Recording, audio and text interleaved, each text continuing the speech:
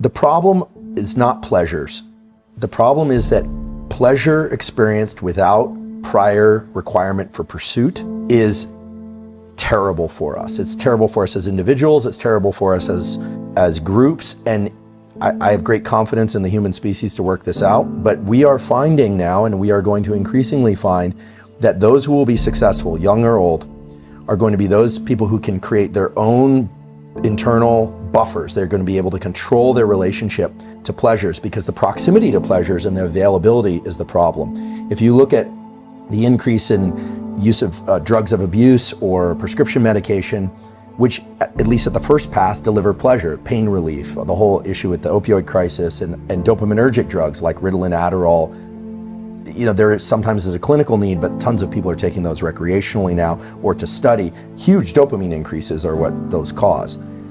That is a problem. That's a serious problem, because it creates a cycle where you need more of that specific thing. I always say addiction is a progressive narrowing of the things that bring you pleasure. And I don't like to comment too much on enlightenment, because I don't really know what that is as a neurobiologist, but a good life, we could say, is a progressive expansion of the things that bring you pleasure. And even better, is a good life is a progressive expansion of the things that bring you pleasure and includes pleasure through motivation and hard work. And understanding this pain-pleasure balance, whereby if you experience pain and you can continue to be in that friction and exert effort, the rewards are that much greater when they arrive. And so I think that if you look at any drug of abuse or any situation where somebody isn't motivated, or now they may have clinically diagnosed attention deficit hyperactivity disorder, but a lot of what people think is ADHD, it turns out, is people just over-consuming dopamine from various sources. And also the context within a TikTok feed is, the context switch is insane. The brain has never seen, first of all, this is the first time in human evolution that we wrote with our thumbs, but that's a pretty benign shift. And then the other shift is, normally you walk from one room to another, or from a field into the trees, or from a hut or a house, or whatever it is. But now you can get 10,000 context switches in that 30 minutes of scrolling on Instagram or TikTok. And so it's all about self-regulation. We are going to select for the people that can self-regulate. So then people say, well, how do you self-regulate? How do kids self-regulate? Well, this is my hope, and one of the reasons I've gotten excited about public education and teaching neuroscience is that this is a place where knowledge of knowledge actually can allow oneself to intervene. When you think, I'm feeling low, I don't feel good, nothing really feels like good, am I depressed? Maybe, but maybe you've saturated the dopamine circuits, you're now in the pain part of things. What do? Well, you have to stop. You need to replenish dopamine. You need to stop engaging with this behavior, and then your pleasure for it will come back.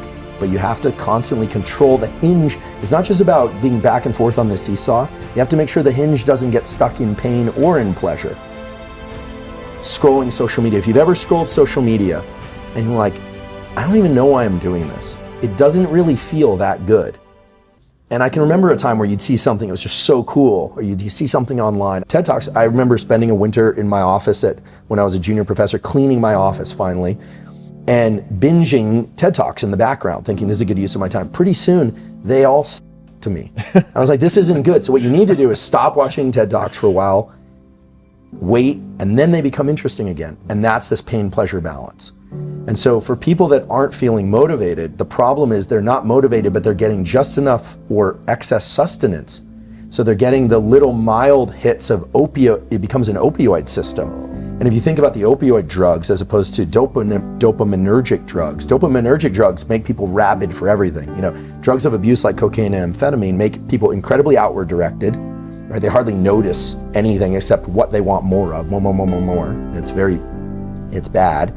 So there's that, and then there's the kind of opioid-like effects of constantly indulging oneself with social media or with video games or with food or with anything, to the point where it no longer evokes the motivation and craving. And this is really the new evolution of the understanding of dopamine in neuroscience, which is that dopamine itself is not the reward.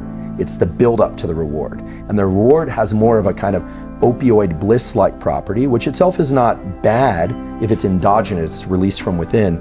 But when we can just sit there like the rat with no dopamine, gorging ourselves with pleasures, so to speak, what you end up with is somebody that feels really unmotivated, and those pleasures no longer work to tickle those feel-good circuits. And so there's no reason for them to go out and pursue anything. And that's a pretty dark picture. So the keys are to pursue rewards, but understand that the pursuit is actually the reward. The element of pain. I think that understanding that pain and pleasure are in this really dynamic balance can also help us, which in the following way. Any pain that you feel, the longer day, the less sleep, the kind of agony that things aren't working, that power outlet doesn't work, or the internet is slow, whatever it is, the amount of pleasure that you will eventually experience is directly related to how much pain you experience. For instance, and this has been discussed in scientific research papers, giving somebody like a 10-minute ice bath, for instance, or even a 3-minute ice bath, or a 1-minute ice bath is quite painful, but there was a study showed that after a painful ice bath stimulus, the amount of dopamine release goes up for 2.5 hours to 250% above baseline. And that's not because the ice bath itself evokes dopamine release. A lot of people think, oh, cold water evokes dopamine release. No, pain evokes dopamine release after the pain is over. How do we spike intentionally? Right. You've talked about we can spike testosterone, but I want to know, can we spike dopamine? So, and you've done this. So your example of craving is actually what you crave. You crave the feeling of craving.